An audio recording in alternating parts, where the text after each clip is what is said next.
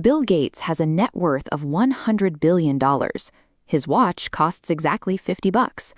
Mark Zuckerberg spent years cultivating a public image built entirely around $0 gray hoodies. Recently, he pivoted. He now wears a handmade mechanical watch valued at $900,000. When an individual possesses infinite resources and carries a smartphone that keeps perfect global time, placing a watch on their wrist serves no functional purpose. The choice is completely decoupled from utility. It creates a signaling vacuum. We have to ask why these men make these specific choices. Are $50 plastic watches a sign of genuine, hyper-rational logic? Or are they a calculated disguise designed to manipulate public perception? When money is entirely removed from the equation, every visual choice on a billionaire's wrist becomes a performance. These choices map out three distinct psychological archetypes that dictate how the ultra-wealthy navigate public life. We start with the hyper-rationalists. For this group, the only metric that matters is frictionless utility. They view the watch purely as a literal tool rather than a social prop. This chart compares maintenance. A mechanical Rolex demands an $800 service fee. A Casio requires a $5 battery. And for replaceability, drop a Rolex, the cost curve spikes into an expensive tragedy. Drop a Casio, the cost stays flat. You simply buy another.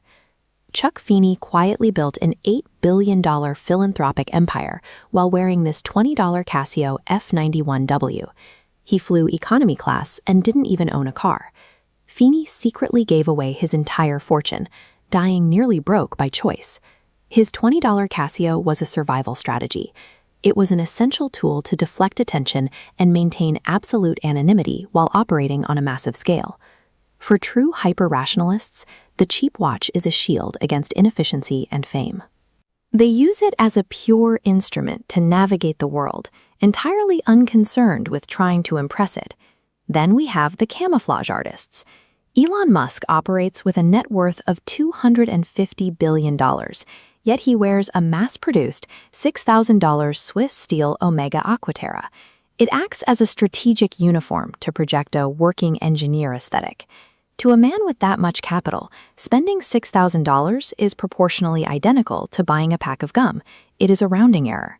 Wearing the Omega is a deliberate costume designed to keep him from looking like a billionaire Bond villain to the public. Jeff Bezos applied a similar strategy when he flew to space on a Blue Origin rocket.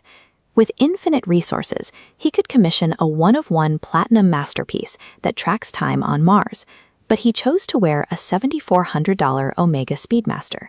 Bezos is buying something very specific. The Speedmaster was the official watch of the 1969 Apollo missions. He is borrowing an unpurchasable legacy.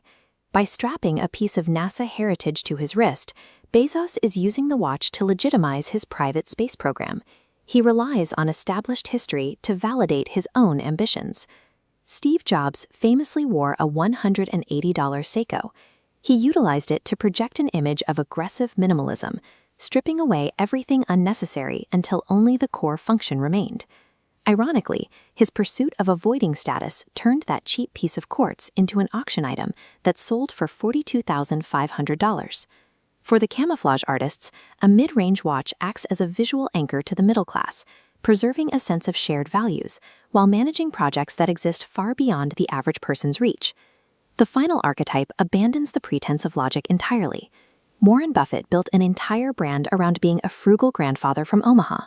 He lives in the same house he bought in 1958 and eats McDonald's for breakfast. Yet on his wrist sits an 18-karat gold Rolex Day-Date. It is the gold standard of global executive dominance, shattering his coupon-clipping brand. They call this specific watch band the President bracelet for a reason. Lyndon B. Johnson wore one. Ronald Reagan wore one. The man who projects ultimate frugality wears the ultimate symbol of control.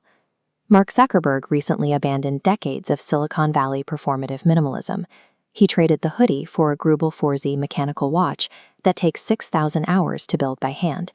It is a showcase of extreme craftsmanship, the exact opposite of Facebook's ethos of moving fast and breaking things. There is a strict limit to the humble act. Once these individuals achieve absolute market dominance, they stop negotiating for trust. They drop the disguise and start wearing their crowns. A billionaire's choice of watch has zero to do with the price tag. It revolves entirely around who they are trying to manipulate. Zuckerberg's $900,000 watch reflects a transition in tech culture. The leaders who built their empires on move fast and break things are now comfortable showcasing a slow, manual, and incredibly expensive reality. We are left with two authentic extremes.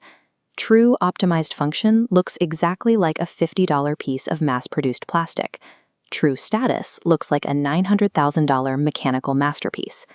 Any choice sitting between the $50 tool and the $900,000 flex serves a different purpose. It is a carefully crafted psychological costume.